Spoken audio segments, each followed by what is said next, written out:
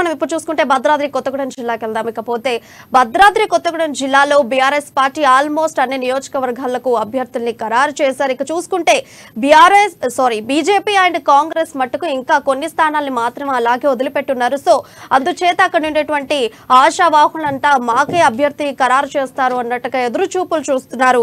ఇక చూసుకుంటే బీజేపీ కాంగ్రెస్ యొక్క సెకండ్ జాబితా కోసం ఆశావాహులంతా కూడా ఆవురావురమంటే ఎదురు చూస్తున్నారు. మరి ఇదే అంశంపై మరింత సమాచారం మా భద్రాద్రి కొత్తగూడెం జిల్లా ప్రతినిధి శ్రీనివాసరావు లైవ్ ద్వారా అందిస్తారు. శ్రీనివాసరావు, చెప్పండి, అసలు ఈ ఇరు పార్టీలు అసలు సెకండ్ జాబితాని ఎప్పుడు విడుదల చేయబోతున్నారు? అక్కడ ఏ ఆశావాహులు ఎదురు చూపులు చూస్తున్నారు? ఈ రోజు భద్రాద్రి కొత్తగూడెం జిల్లాలో ఉన్నటువంటి ఈ 5 నియోజకవర్గాలు ఏవైతే ఉన్నాయో అశ్వరావుపేట, ఇల్లందు, కొత్తగూడెం, పినపాక, భద్రాచలం, ఈ 5 నియోజకవర్గాల్లో కూడా ఈ యొక్క బీఆర్ఎస్ పార్టీ అధికార పార్టీ ఏదైతే ఉందో అభ్యర్థులను ముందే లిస్ట్ విడుదల చేసి అభ్యర్థులను అలర్ట్ చేసి వాళ్ళ యొక్క ప్రచారాలని మొదలు పెట్టుకోమని కూడా చెప్పడం జరిగింది. ఈ రోజు కాంగ్రెస్ పార్టీ మొదటి లిస్టు విడుదల చేసింది. కానీ భద్రాద్రి కొత్తగూడెం జిల్లాకు చెందినటువంటి అభ్యర్థుల లిస్టు మాత్రం ఎవరిది రాలేదు. రాకపోవడంతో ఆశావాహులు 5 నియోజకవర్గాల్లో కాంగ్రెస్ పార్టీ నుంచి ఆశావాహులు ఎదురు చూస్తున్నారు, నాకొస్తుందా అని.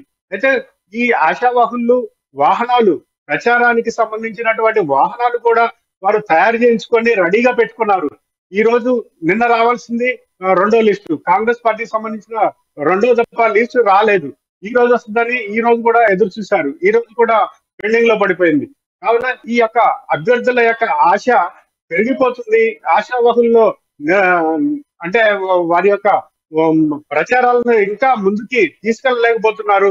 అధికార పార్టీకి సంబంధించిన వాళ్ళు అభ్యర్థులు ఎవరైతే ఉన్నారో ఆ యొక్క నియోజకవర్గాల్లో ముందస్తుగా ప్రచారాలు నిర్వహిస్తూ వారి యొక్క పంతాల్లో వాళ్ళు వెళ్ళిపోతున్నారు.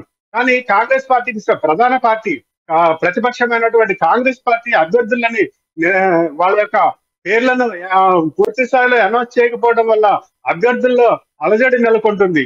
ఈ నేపథ్యంలో ఇంకో ప్రధాన ప్రతిపక్షమైనటువంటి బీజేపీ పార్టీ కూడా ఈ రోజు వరకు కూడా భద్రాద్రి కొత్తగూడెం జిల్లాకి 5 నియోజకవర్గాల్లో ఒక్క అభ్యర్థిని కూడా వాళ్ళ యొక్క పేర్లు అనౌన్స్ చేయకపోవడంతో వాళ్ళు తీవ్ర ఇబ్బందులకు గురయ్యారు.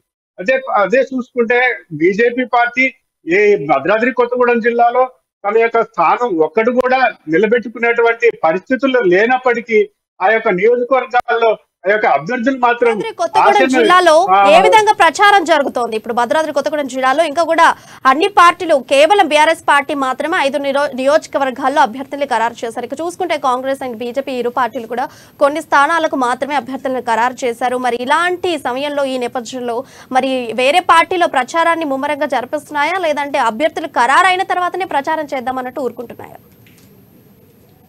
అంటే ఇక్కడ చూసుకున్నట్లయితే భద్రాద్రి కొత్తగూడెం జిల్లాలో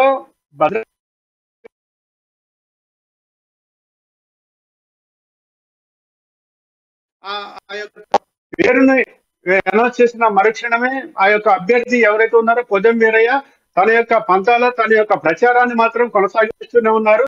మిగతా 4 నియోజకవర్గాల్లో మాత్రం అలాగే ఇంకొక నియోజకవర్గం ఇల్లందు కూడా కోరం కనకయ్య, ఆయన పేరు కూడా దాదాపు ఖరారైంది. ఆయన కూడా దారిలో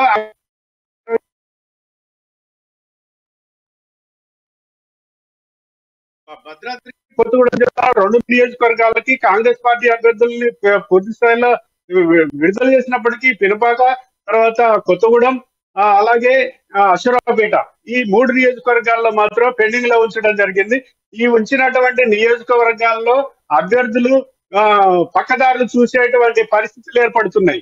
ఇంకా రాలేదు, నాకు ఇస్తారా ఎవరో, ఇంకోటి చూసుకుంటే ఇంకో దారి చూసుకుంటే పాది కదా అనే ఆలోచనలో కూడా వాళ్ళు నిమగ్నం అవుతున్నట్టు కూడా మనకు సమాచారం ఉంది. ఈ పరిస్థితులలో కాంగ్రెస్ పార్టీ సీట్లు ముందే కేటాయించి వాళ్ళ యొక్క పేర్లు విడుదల చేసినట్లయితే ప్రచారం ముమ్మరంగా చేసుకునేటువంటి అవకాశం ఉండేది. కానీ ఆ కాంగ్రెస్ పార్టీ సంబంధించినటువంటి ప్రచారాలకు మాత్రం ముందుకు పోలేదు. ఇప్పుడు పినపాక అభ్యర్థి పాయం వెంకటేశ్వర్లు ఎవరైతే ఉన్నారో తన ప్రచార వాహనాన్ని రెడీగా పెట్టుకున్నారు.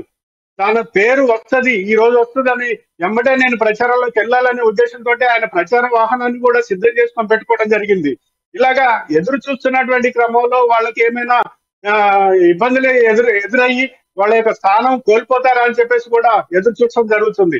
అలాగే కొత్తగూడెం నియోజకవర్గం ఉమ్మడి కాంగ్రెస్ పార్టీ, సిపిఎం, సిపిఐ ఈ మూడు పార్టీల ఉమ్మడిలో ఈ యొక్క సీటుని కోననేని సాంబశివరావు ఎవరైతే ఉన్నారు, సిపిఐ రాష్ట్ర కార్యదర్శి కోననేని సాంబశివరావు గారు ఎవరైతే ఉన్నారో ఆయనకి కేటాయించేటువంటి పరిస్థితులు కూడా కనబడుతున్నాయి.